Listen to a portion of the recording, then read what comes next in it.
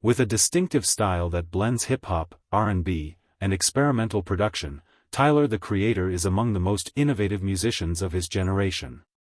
He has a cult-like following, #1 albums, Grammys, and a fashion empire with Le Fleur and Golf Wang.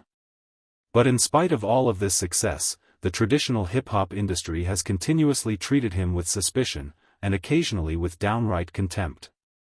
Here's why hip-hop hasn't fully embraced Tyler, despite early conflicts and well-publicized feuds. As a part of Odd Future, a collective known for their wild lyrics and irreverent style that defied hip-hop conventions, Tyler rose to stardom. There were public pressure organizations against him, attempts to ban him from countries like Australia, and criticism of his early work for being misogynistic and homophobic. The explicit lyrics of songs like Radicals and Tron Cat, about rape, murder, and homophobia horrified many hip-hop purists. With his biggest first-week sales to date, his 2024 album Chromacopia arrived at #1, and its single, Noid, addressed fame and paranoia with a visually striking music video. In addition to working with brands like Converse and Louis Vuitton, Tyler is a style icon. Kendrick Lamar, Drake, and Billie Eilish have all performed at his Camp Flog Gnaw Carnival.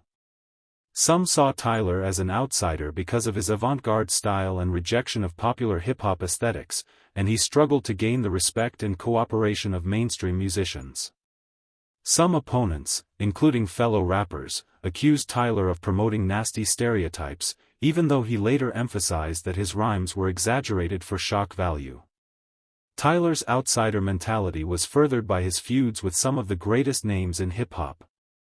Let's go over the major ones.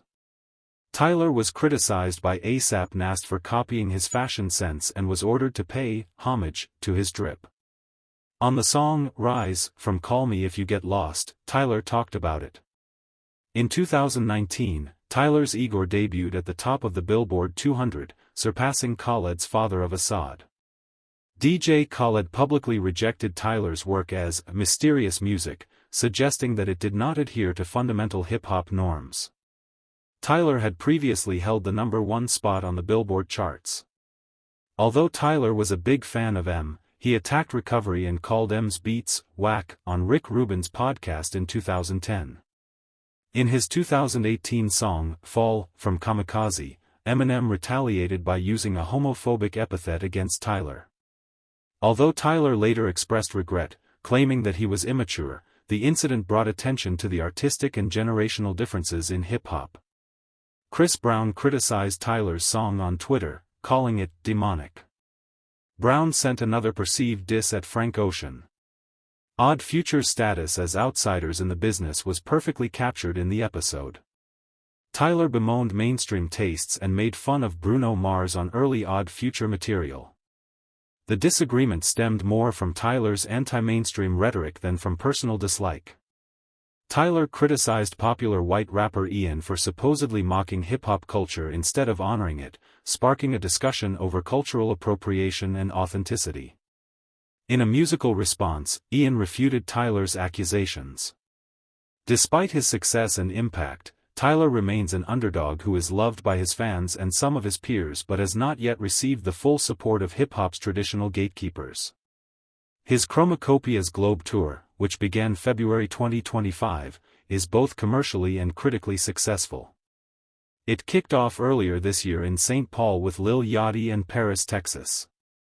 He said sorry for his past mistakes, like his Selena Gomez tweets, and seems focused on growing.